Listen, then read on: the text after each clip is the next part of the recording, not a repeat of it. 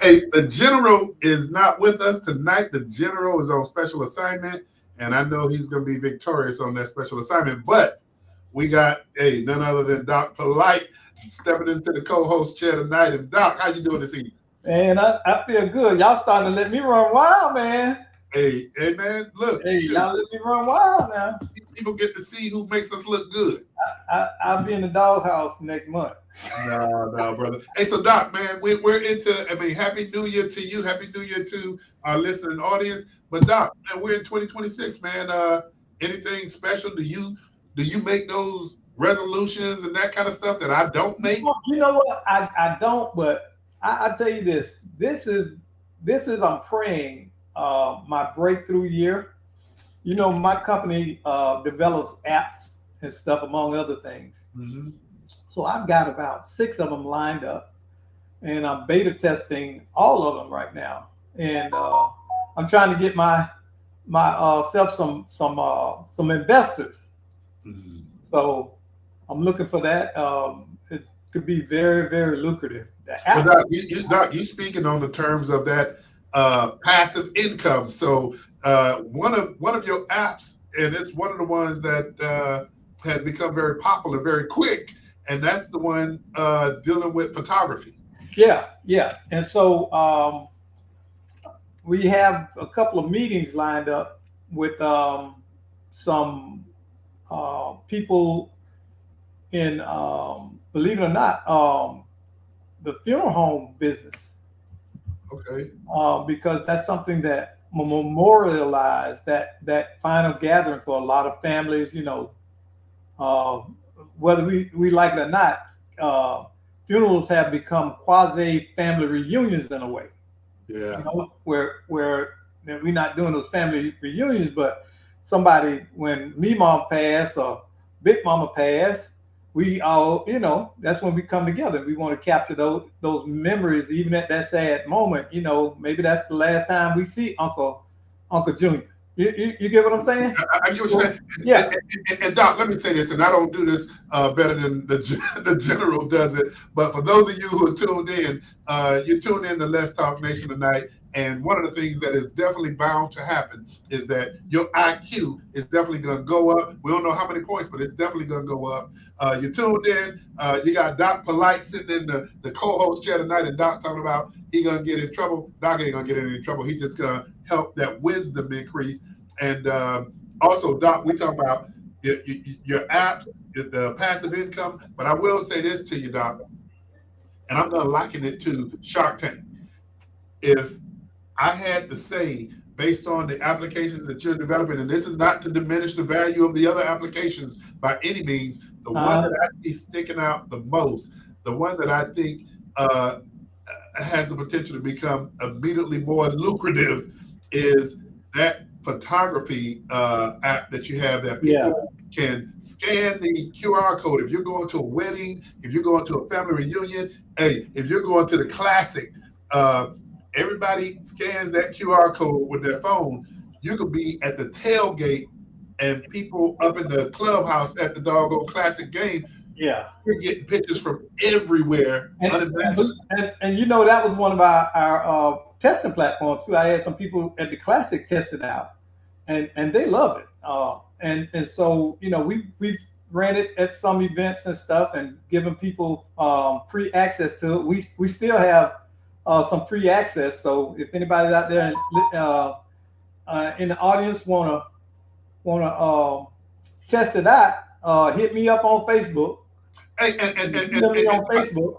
And Doc, they can hit you on Facebook, but also if anybody out there want to get a free beta application of Doc's photography, if you got a family reunion coming up, and Doc, I mean, you just said it. If there's a funeral, you know, coming up, and you want to, you know, that's a new one, Doc, on me that you just told me about, because I didn't think about that. But any type of function, event that you have coming up, I think you're going to see the value of this app. If you want to call in, Doc is going to give up that free beta check or use. That phone number is 407-921-6195. Doc, I'm going to take my hat off to you because I think that thing is going to go a long way. and you know what? I'm not doing this in a selfish way, because my heart is to really help Black people to learn how to build these apps. I mean, it's an economic path that if we don't jump on it, we're gonna lose out. Hey, And Doc, hey, Doc, that old saying about iron sharpens iron, right? yep, I'm gonna yep. throw this, and I want you to take it in the love that I'm throwing it to you. Okay? Hmm. Hey, man, I will tell you right now, when I'm looking at products and services, Yeah, I would applaud if there's somebody that looks like me that can provide that service. I'd applaud it. But at the end of the day, if I'm getting the top quality value from the product and service, so I want to yeah, just open it up a lot wider for you, yeah. that this is for anybody and everybody that Oh yeah, I'm not saying that. I get you, because I'm there with you. You know, I teach it to everybody, yeah. but I'm emphasizing that because we got a lot of kids of color who don't get the opportunity to see somebody like me who is coding and building these apps. So I don't want to dismiss. You know me, Rod. I'm for everybody. You know, everybody can win. And I don't technology believe is in scarcity. driving the future. Yeah, so it doesn't. I don't care if you're Black, white, Puerto Rican, everybody. I mean, if you interested in this, hit me up. I'm not just saying that. I'm sorry if it came across that way, because And I'm Doc, let everybody know how they can reach you. You can hit me up on Facebook, Vincent Terrell Polite. Just look me up. And you can also reach me at my company website, which is ATLV Solutions. I need to put that up there. Okay. Well, And Doc, leave go me a ahead. message there. And what was that? No, go ahead. Go ahead. Yeah, and you can contact me through my contact form on my website. It's atlvsolutions.com. Let me make a banner, Rob. All right, well, Doc, go ahead and put that up. Hey, but for those of you, we're not going to ignore some of the latest events that have unfolded in front of us. And one of the things I'm going to just, I'm gonna just go ahead and hit it. You know, the United States forces conducted a nighttime operation in Caracas, Venezuela, that resulted in the Venezuelan president Nicolas Maduro and his wife being taken into custody in the United States custody and flown to the United States, where a federal indictment was unsealed. According to reports and official statements, the mission involved months of preparation and coordination across agencies and used a mix of air assets and special operation elements to reach Maduro's compound and exit within a short period of time. Federal prosecutors have charged Maduro in the United States with drug trafficking and related offenses. Those charges and court filings are not a primary legal matter, in this situation. There were also reports of explosions and strikes in Caracas during the operation, and immediate diplomatic and financial reactions from other countries and institutions. So this is happening, and I think, and Doc, correct me if I'm wrong, but I think the last time we saw something of this nature was Panamanian Noriega. So, Yeah. there's going to be a lot of information that's going to be coming. I'm gonna give you give y'all a history lesson. There is a principle called the Monroe Doctrine. Have you ever heard of it? Doc, was this something that we were talking about a couple of weeks ago? I think we did bring it up. And is it like an article? Is it Article 5 or Article 1 or something? No, it's not. It's not an article. It was a declaration expressed by President Monroe, and it was that no other powers, European powers, were to interfere or try to annex any country in the Western Hemisphere, in the Americas. That it was off limits for them for, exploration and all of that stuff, and that the United States, in essence, would see it as a form of aggression. and they would respond accordingly. And so this is the continuation of that. Now, yeah, Brother Bynes, I am using AI, but I do write code. I write in HTML and some. Hey, Doc, you just talking. What about the listening audience that don't see Mr. John Bird's comment here, and he wanted to know? Hey, I'm just asking because hey, I gotta pay attention to the long time people. So that I just kind of he asked the question: are you coding in AI? And John is somebody who is I know I'm familiar with his company and the aggression. I don't know if I call it aggression management, but he's on the forefront, man, of looking at how do you predict certain behaviors.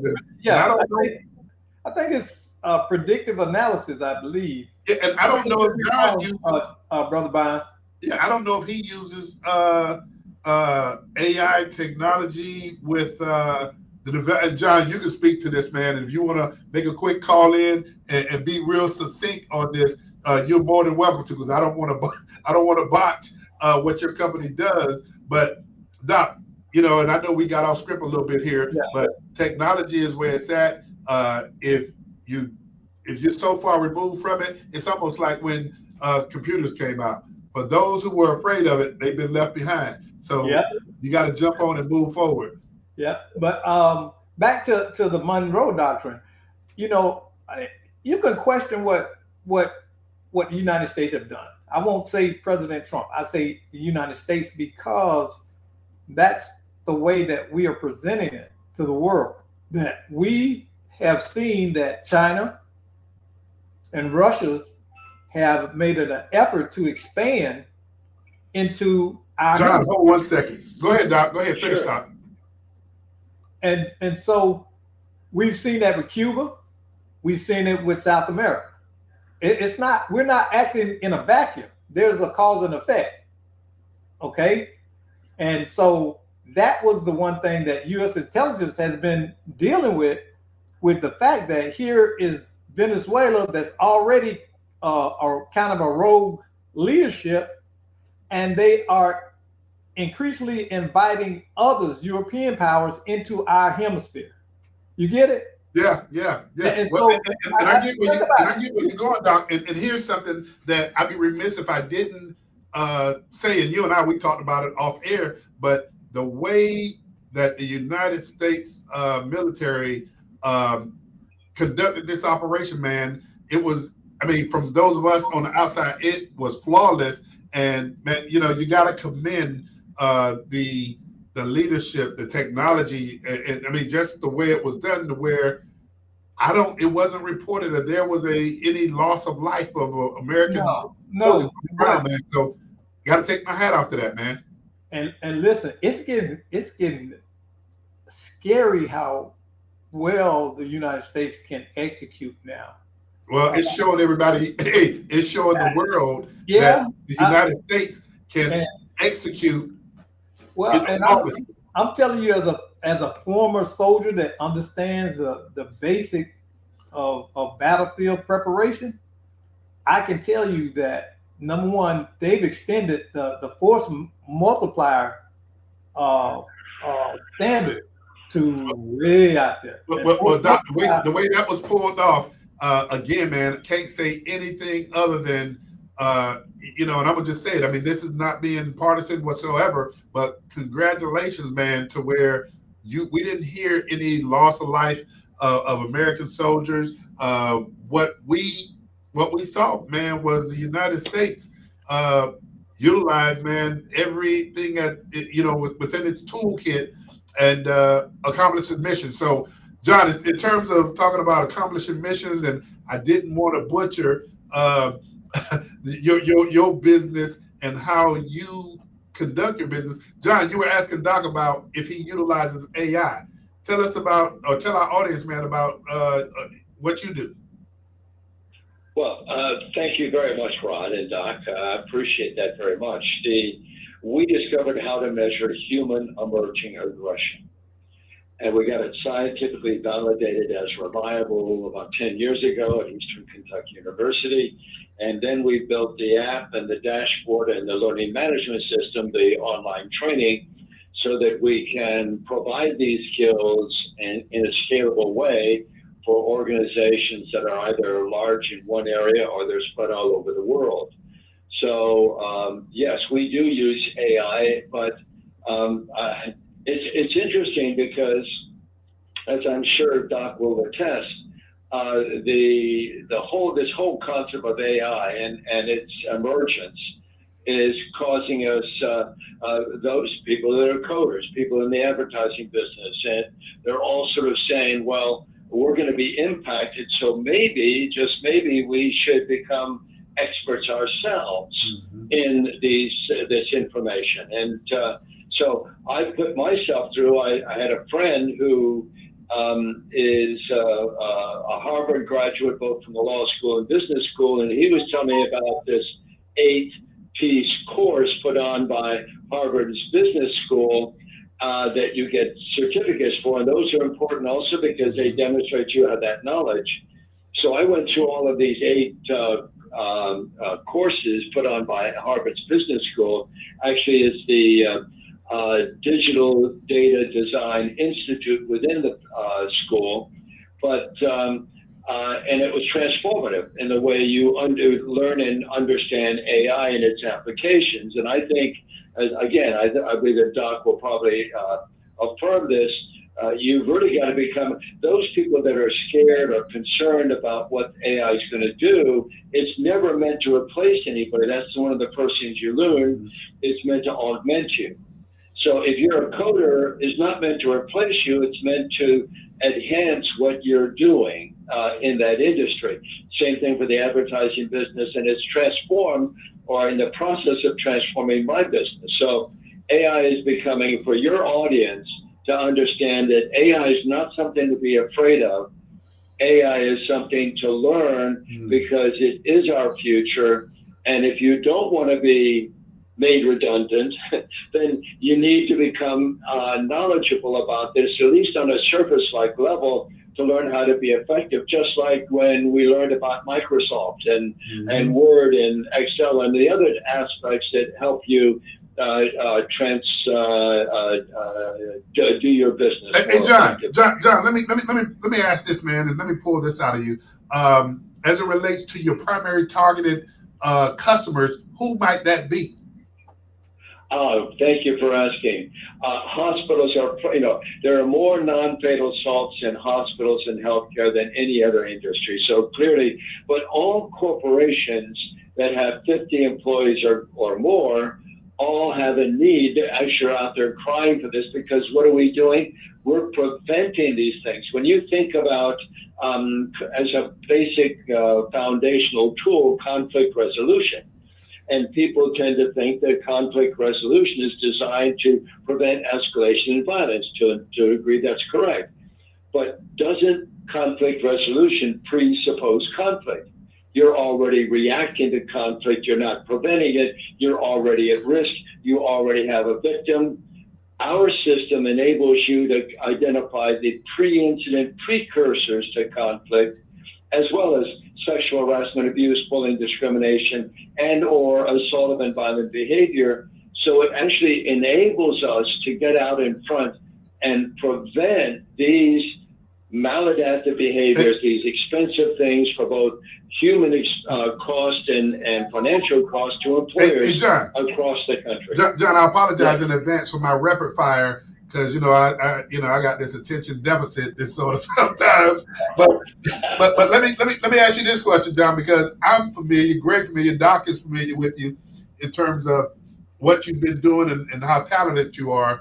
But I think it's important for the audience to also know when you mentioned 50 or more employees, speak briefly, if you would, to the fact about how effective what you do or bring to the table is with educational institutions of schools. Yes. Go ahead, John. Yes. I mean, we hear about the word bullying, and it's pervasive in our schools, across our schools. But doesn't bullying represent someone exhibiting bullying behavior? you're reacting to someone who's already bullying. You already have a victim. You already have a perpetrator. Both people will be injured in their future life by virtue of this experience. So if we could teach you how to identify the precursors to bullying so that you could engage and actually prevent this kind of behavior, wouldn't that be a better solution to prevent it? It definitely would. It definitely would. And John, I like I said, this is rapid fire. I got to throw something else at you. Sure, absolutely. There was a point in time, and Doc, you're familiar with this, when we were looking at tragedies within institutional of faith organizations, and how law enforcement stepped in and they started assisting with, I guess, surveying for faith institutions, how they could better protect themselves. John, can you speak to that as it relates to services you provide? Oh, absolutely. Understand, law enforcement do an excellent job, but what do? They're responding to incidents. Wouldn't it be better to identify these precursors and get out in front and actually prevent them from occurring as opposed to reacting? Because once again, we go back to that world where there's a victim and a perpetrator. If we were able to identify the precursors to the pre-incident precursors that enable us, and these are behavioral things. We don't use culture, gender, education, age, sexual orientation, or religion. So we don't violate the granddaddy of them all, the Civil Rights Act of 1964, but we also don't use mental health assessments, so we don't violate HIPAA in our hospitals, healthcare, social services, and we don't violate the FERPA in our school campuses. So we're able to record and track, thereby manage and prevent without violating any of these landmines, the ability to engage in and record and demonstrate using evidence-based best practice. Hey, Doc, as you can see, he's talking our language. Yeah, he's talking our language, but as you can see, we talk about and try to train young people on that elevator speech when you only got a couple of minutes to sell yourself. John has it down back. But here's something else. And John, if you would, I want to keep you on for a few more minutes. Hey, Doc. Sure. I'm going to open this up, and then we can circle back to John to participate in this discussion. And what I'm going to bring up right now is John has just discerned the difference between being reactive and proactive. Yeah. Here's my question and challenge to you and John. And Doc, I'm going to let you go first, and then we'll have John come back. But my question is, do decision makers really see the return on investment of being proactive versus being reactive? Well, I'll tell you this. When you think about it in terms of resources, man hours, manpower, and overall environment that you create in a workplace, I would say yes, because you are eliminating things that interfere directly with productivity. And think about someone going through a crisis, already in crisis, cannot function as well. Okay. They're not going to get the best from that employee if they're dealing with homelessness and hunger and things like that. In the same way as this, if I feel threatened at work, I'm not going to be productive. If I got conflict with somebody, I'm not going to be as productive as me having the tools to go through that.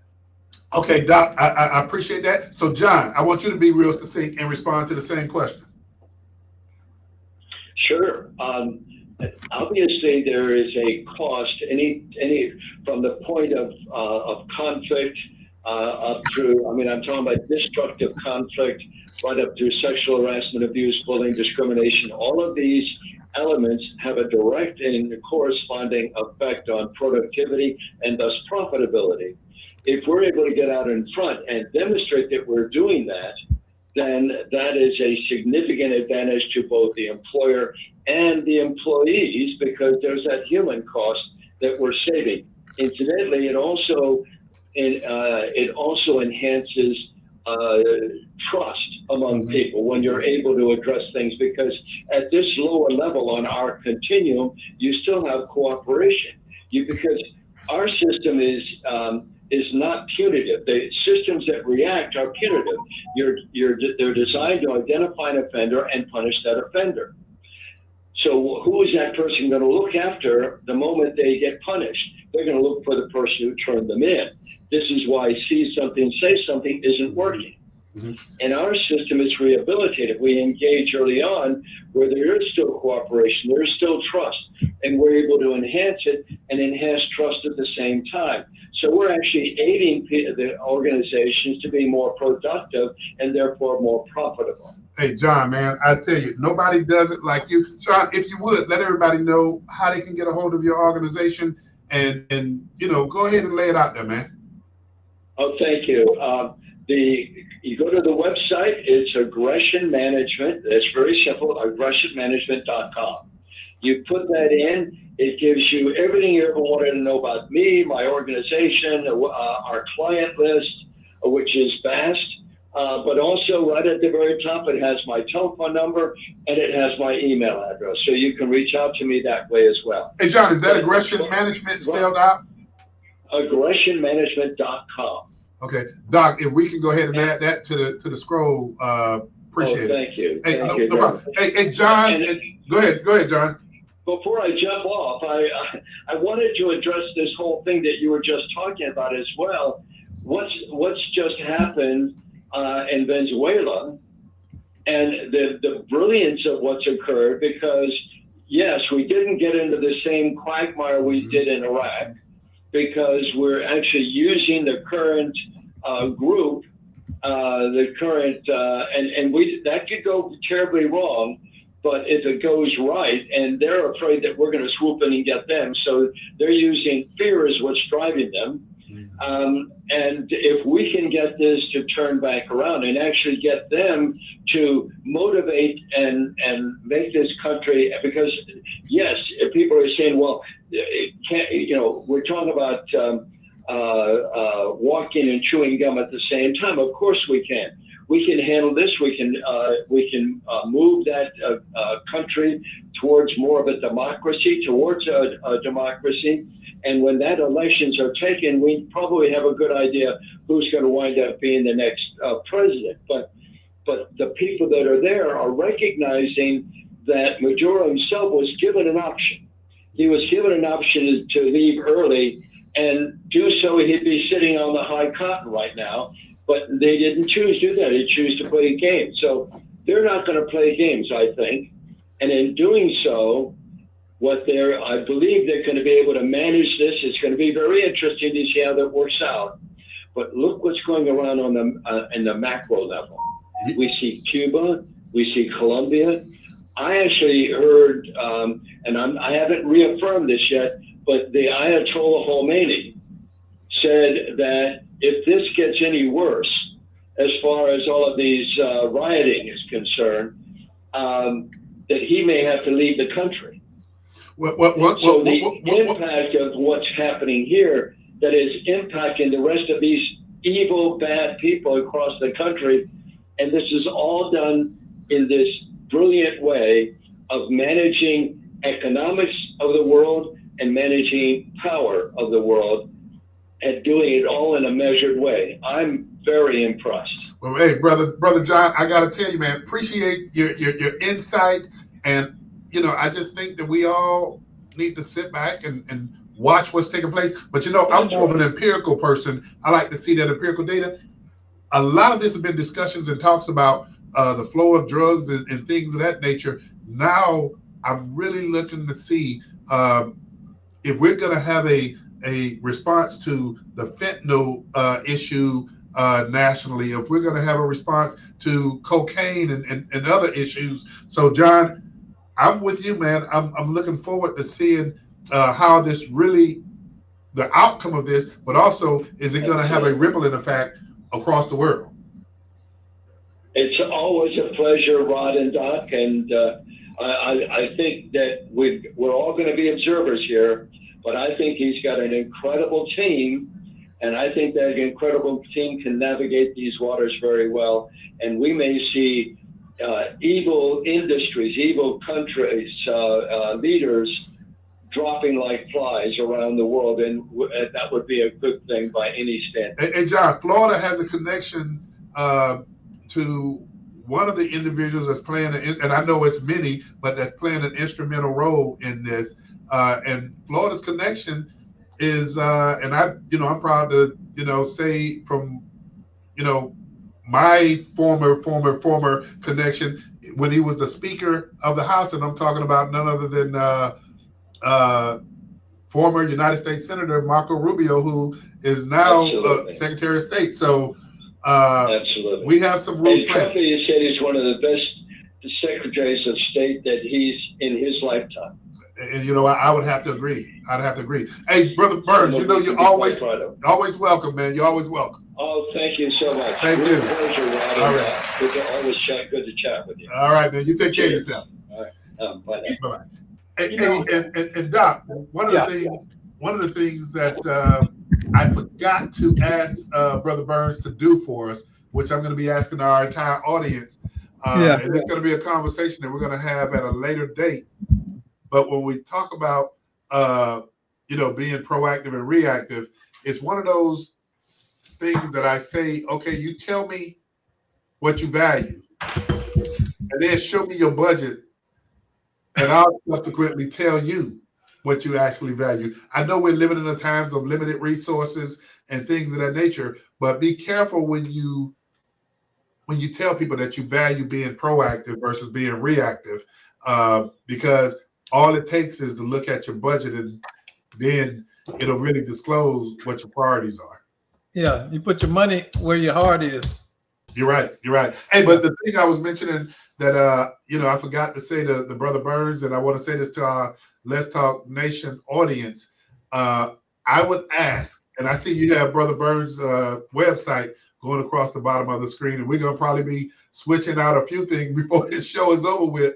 But Doc, we were having a discussion about a short film that I think everybody. I see Bishop Stubbs tuning in too, Doc. Yeah. I think one of the things I'm going to ask anybody who has access to Netflix to do is to go watch a 30-minute short film. And we want to talk about this probably next Monday, and if not next Monday, the Monday after that. But this short film is called Two Distant Strangers. This film was produced back in 2020. It's an Oscar-winning short film, and the producers are Lawrence Bender, Chris Vettenwiller, and Jesse Williams. And it has some other executive producers. And Doc, when you talk about executive producers, you're predominantly talking about some folk who probably came to the table to help finance this movie, right? Yeah. You know I'm laughing because I don't want to get credit. All right, Doc, I'm going to let you do this so I don't have to do it. No, I don't want to get So, okay. I don't even want to say his name. Well, yeah, I mean, but it is what it is. And it's not that, what they say, a stop clock is right twice a day? Yeah. And I mean, we can't be historical revisionists either, Doc. What we're talking about here is one of the executive producers of this short film happened to be P. Diddy. And I mean, it's P. Diddy with probably about 7 other individuals. He's one of the notable celebrities that, gets credits for executive production of this. But also you have Kevin Durant, who is a NBA player. And then what was the other guy's name, Doc? Van Lathan. And his famous daughter is who? Sanaa Lathan. And what? Well, he's famous too now. He does a lot of the produces a lot of these comedy specials. He's worked with Dave Chappelle, Chris Rock. See, I didn't know that, but I recognize Steve Harvey. Cedric the Entertainment. But I recognize who you say his famous daughter was more than, and no disrespect to him, but his famous daughter is who? Sanaa Lathan. And what was the movie that really, helped her take off? Love and Basketball. And that was that That was with Omar Epps. Omar Epps, okay. Yeah. But the short movie that we want everybody to go take a look at so that we can talk about it at a later date is Two Distant Strangers. Not going to give anything away on this show, but what I will do is let you know through my small network, we've been putting out some information so that we can get some feedback, and we put 4 specific questions out there. Doc, you got those. If you read the questions, I want to read the reply of a 30-year-old African American who is in the healthcare technology field. I want to give his responses to the 4 questions about this short film. And so, Doc, y'all see what Rod does? You see, he always tell y'all about what I do, but see, he got the whole team doing homework. And so the first question he wanted to ask was, what line or moment hit you hardest, why, and express your feelings and thoughts. Okay, so now I'm gonna tell you the response from this 30-year-old healthcare technology professional. And repeat that question again, Doc, so that everybody can put this together. What line or moment hit you hardest and why? Feelings and thoughts. Okay, this person's response was the part where the police took Joey home and changed his mind hit me the hardest. It made me understand no matter how well-mannered, respectful you are to certain people, you'll always be recognized based on your color and be recognized as a threat. That is one of the things that, and everybody, there's no bad or negative or wrong response. This is just how people feel when they watch this film. So, Doc, what was the second question? The second question is, how does the film use repetition to reframe our understanding of routine police encounters? And the response, again, from this 30-year-old was, the scary thing about it is I feel as if repetition pushes people like us not to trust law enforcement officers, to fear the police when the police have stopped them. And they gave the example about the situation that took place in Jacksonville, and we did a show on that as well.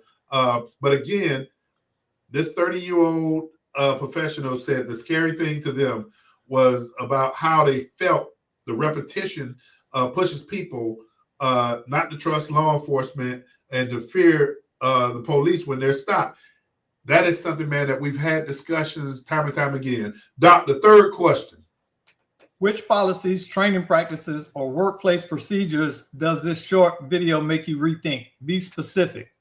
Okay, again, to the third question, this 30-year-old said, I don't know too many policies, but I'll say that understanding who an officer is before you allow him or her to patrol anywhere is key. And Dr. Nelson, a couple of shows back, he talked about the Law Enforcement Police Training Academy and about how they're receiving training in that sterile environment, but also you have some law enforcement agencies that also take those recruits out of the community so that they can become familiar with the people that they're going to be serving. But the end part of that question is, the officer in the film became an officer because he was bullied. So he became a threat for those that he came in contact with because he considered bullying those good people. That's that person's perception about what they saw in that short film. And Doc, last but not least, the fourth question. Where were there moments you felt defensive or uncomfortable?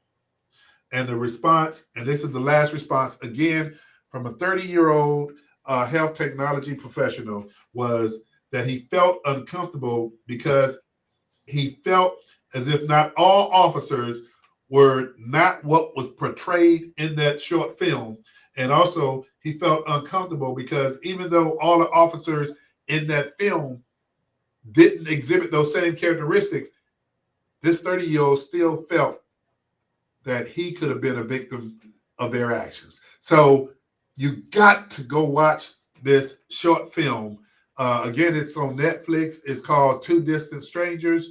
And I think, I really believe, I don't like to use the word think, I really believe that this is a teachable moment for communities. I think it's a teachable moment with partnerships with law enforcement. And I just think we miss a lot of opportunities. Like John said earlier, we got to get on the side of being more proactive than reactive. And I think this is an opportunity for leadership in law enforcement. And there's a lot of law enforcement leadership that's already doing things that exhibit communities looking at these leaders and saying, I know every day is not going to be a sunshiny day, but when those days that come that it rains, at least I have a relationship. There is some trust that's being built between law enforcement and those communities. Again, Doc, you saw this film. What was your thoughts on this thing? You know, the thing that I remember, because I watched it a while ago, and what most stood out to me was the fact that our perceptions really do inform our realities. Yeah.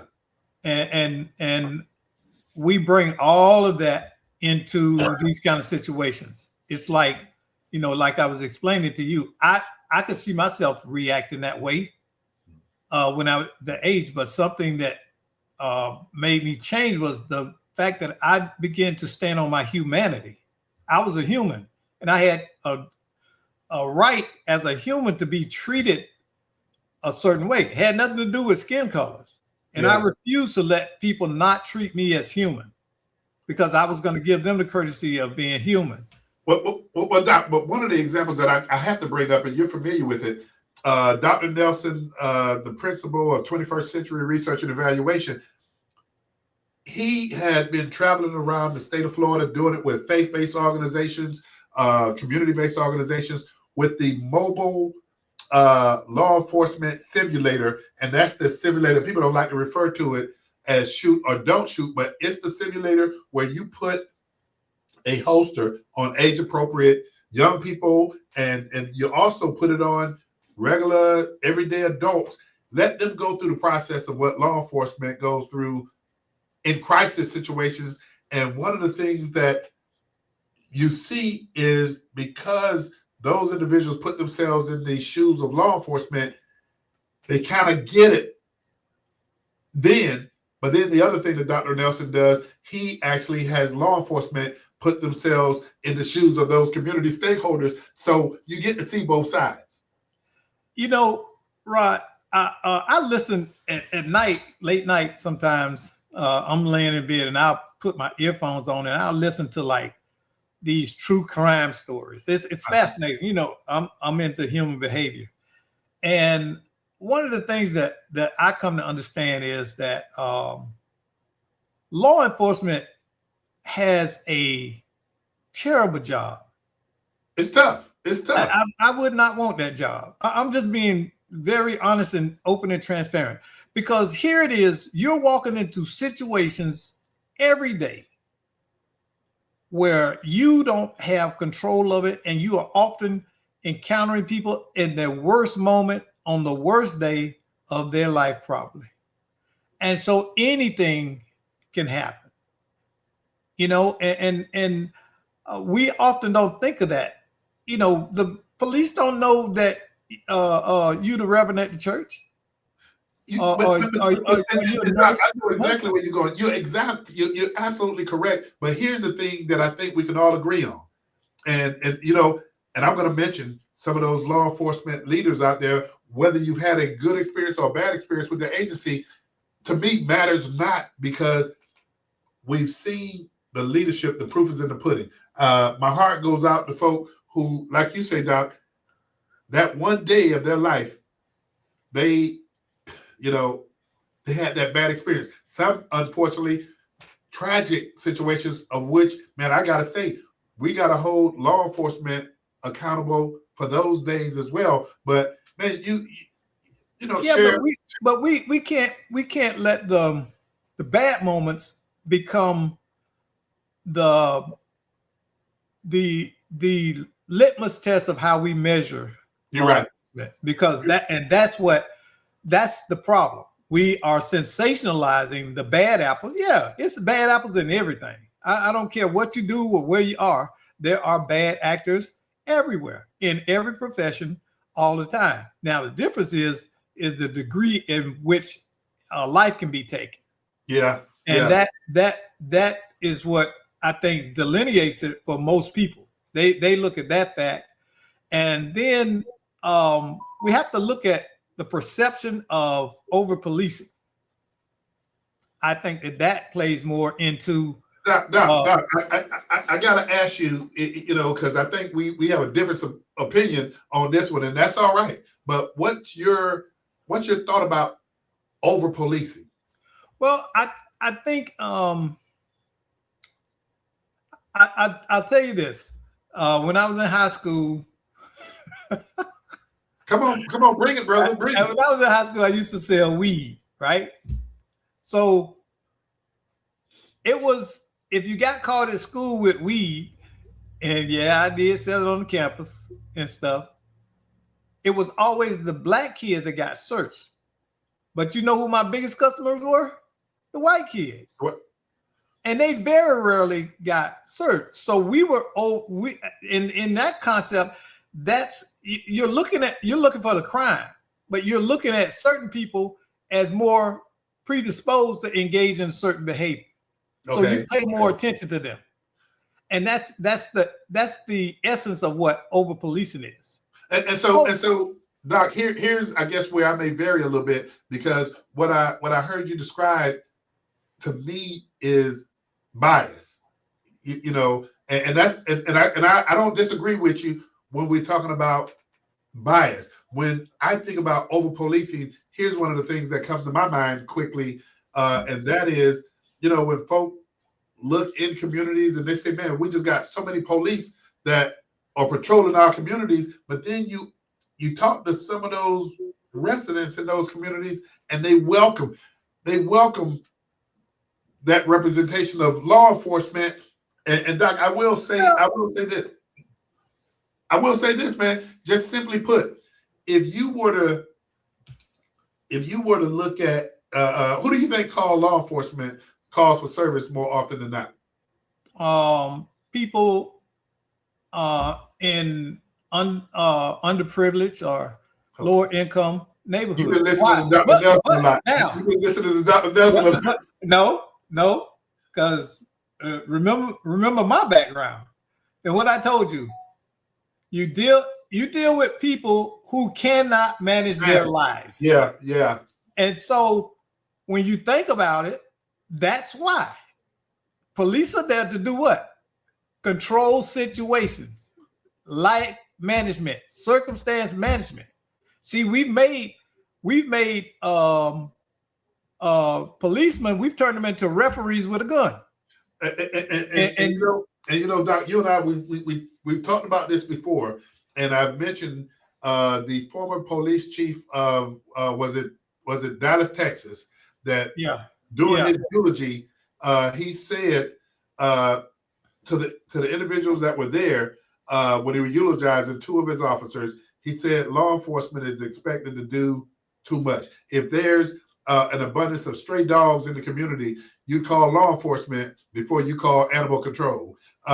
When you look at the fact, and I gotta say, Florida has, in my opinion, been doing a better job of looking at how do you respond to mental health issues versus, law enforcement showing. I mean, you need law enforcement, but you see Orlando Police Department, Orange County Sheriff's Office, you see Seminole County Sheriff's Office, Volusia, that have engaged in partnering with mental health organizations so that those calls for service that they're going to, that they know it's a situation of mental health crisis. Those officers, I mean, while they get a great deal of training, they're not mental health therapists. Yeah. Hey, to change the topic a little bit, did you see that the officer, remember a couple of years back, we had an officer in Orlando who arrested 2 6-year-olds at that school? I remember, yeah. Well, he was shot and killed by a family member this past weekend. Well, I did see that. That was Orlando Police. He had retired too, right? Yeah, he had retired. He retired back in 2019, and he was killed by a family member. I don't know and our condolences go out Yeah. to his family and friends as well. But I did see that, Doc. and I was like,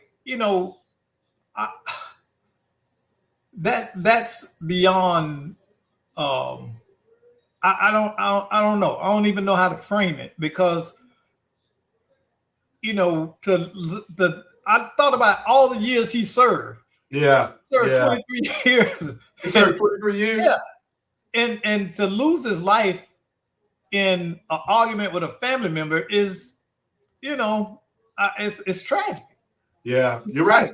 So we never know our circumstances, man. And Doc, I'm glad you know. I mean, it's a tragic and sad situation, but that helps bring up the fact that and I know he was retired, but the other thing I think community stakeholders, it's a two-way street. But I think the other thing that would help people is when you realize, because my siblings, my younger brother and sister, they're in law enforcement. And when I look at them, yeah, I know they're in law enforcement, but I also know that's my sister. That's my brother. They have children. So those men and women that are in uniform, there's somebody wife, somebody husband, somebody, they got children. So it's a two-way street. I do believe law enforcement, with what Dr. Nelson, with his trainings around the country, that when they put themselves in that community stakeholder in those shoes, they learn some things, but also when those community stakeholders put themselves in the shoes of law enforcement, they learn something as well. Yeah. Yeah. Hey Doc, we didn't touch on go ahead. Well, since this is going to be a real rapid fire because and I know you're about to say about touching on Black Monday. And I had an issue with the title Black Monday. Doc, why don't you tell people what Black Monday is? NFL head coach shakeups. This is the time when they fire right after the last games of the season, regular season. They start firing coaches and staffs and GMs and everything. It's clean. It's clean house. Perspective, because I say, Doc, why negativity got to be black? And then you brought up Black Fridays. And it's not always black gold is oil. Black Friday has to do with retailers often go into the black on that Friday following Thanksgiving when they've been in the red all year. So they make up that deficit on that Friday. So that's how we got back. I'm gonna roll out the Black Monday NFL shakeup. Today was the big reset in the NFL. Several franchises pulled, and I hate to use the vernacular, pull the trigger on head coaches. I hate to use that vernacular, but y'all set me up for that, so I'm gonna go with it. But major firings. Kevin Stefanski with the Cleveland Browns. I don't like nobody losing their job, but he needed to go. So Cleveland Browns looking for a new head coach. Pete Carroll with the Raiders. And Pete Carroll was famous. He was the coach with the Seattle Seahawks when they won the Super Bowl, right? Yeah. He lost his job. And I don't know. I don't know. I didn't follow his tenure there. How long had he been with the Raiders? I don't know, but you know what? He's more famous. What'd you say, Mondo? 1 year. Oh, so man. So they didn't even give him a chance to change the culture. But that's guaranteed money though, right? Yeah. That's guaranteed. Hey, but most people when they think about the Raiders right now, they immediately think about Tom Brady because he has ownership in the Raiders now. So, hey, but let me finish. Jonathan Gannon with the Cardinals also was on the chopping block today, and it looks like Atlanta also moved on from Raheem Morris. So those were the shakeups today. But then you also got the college playoffs that's taking place, Doc. Oh yeah, and boy, the U from down there in the U. Hey, so I U showed out, didn't he? The U showed out, but do you or Mondo know who the 4 teams that's going to be playing coming up this week? Ole Miss and Miami play, and I forgot the other two. Mondo give it to us. Hey, but Doc, while you're talking about Ole Miss, it's real interesting that Lane Kiffin, who left Ole Miss underneath this cloud, but come on, man, let's be truthful about it. The amount of money that LSU is giving this guy, we all would have left Ole Miss. Come on now. I mean, Yeah. it's just the way that he moved, I think, that keeps this villainous cloud around him. But at the end of the day, man, come on, let's be truthful. Well, you know, a lot of you remember the old school coaches like Madden and all of them guys. They didn't have that. They weren't coaching for this amount of money though back then. Yeah, I know, but they kind of moved the way that Lane Kiffin does. He got that football mind and stuff, and you know, none of those guys was a villain like this guy's painted a villain, man. And he's only painted that way. I don't know if he does a little bit of this to himself, Doc, if it's just, hey, the villain is getting paid in all of this. But Doc, you were right. I mean, Ole Miss and the U, but then we also have Indiana versus Oregon. And Indiana did a job on Ohio State. They beat them down. So I gotta say, and I'm not gonna disguise this, I'm happy that Ole Miss, because it's almost like a fairy tale ending with what they've gone through, that they're getting, putting themselves in position to get to the big show. But I gotta go with the U. Yeah. And they had Miami as a 9.5 underdog against Ohio. Hey, they played that night, and I tell you, those defensive ends, what they call edge rushers, yeah, those boys played. They played. It was like, man, it gave me flashbacks back to the 80s. Oh, when Michael Irvin and those boys played. Yeah, man, because they was moving. That speed, and remember that you say that speed kills. Miami speed kills. And they just couldn't. They had nothing. I mean, Ohio State had no response to them. And keep in mind, my old college coach, who I still love today, and that's Jim Tressel. He was coach at Ohio State. Took him to maybe 2 championships. I know he took him to one of them. So, I'd been somewhat partial to Ohio State, but when you go up against the U, I got to go with the U every day. But you know what trend that I have seen, and it's always fascinated me, is how skinny football players have become. What you mean skinny? These boys, shoot, you get 6'4". You look at that most teams secondary. Them some skinny little dudes. Oh, hey, and Doc, secondary and stuff. The only place you have it now is really the interior lines. Well, them DBs got to keep that. Everybody else spinning. The receivers are balling, but you are right, man. I think those DBs are much smaller than they used to be. But also, when I was watching those games, Doc, I don't know how the ref or the teams are allowing these guys to play with no protection covering their knees now. Did you see? Yeah. They don't have knee pads covering their knees anymore. Yeah, that's been the norm for quite a few years now. Hey, I know it's been some years since I played, but I didn't play in the era where we had leather helmets. Hey, Doc. Hey, man, I'm going to have to let you go, brother. I enjoyed co-hosting this show with you, man. And, Doc, you bring it, man. I appreciate you. The General, once again, was out on special assignment tonight, and we look forward to seeing the General next week. But, hey, to all of you who tuned in, we appreciate your support. I think we're in our 8th year, Doc. Yeah. So, once again, we appreciate your support. Mondo, you've been a day one rider, so man, we appreciate you as well. And Doc, like I said, you make us all look good, man. So yeah, we done turned Mondo into a brainiac. Yeah, man. Yeah, you ain't lying. But hey, Doc, you don't have to go home. but you got to get out of here. Hey, tune in next week on Let's Talk Nation. Join us so that we can have some more fun and raise that IQ a little bit. We'll see you next week.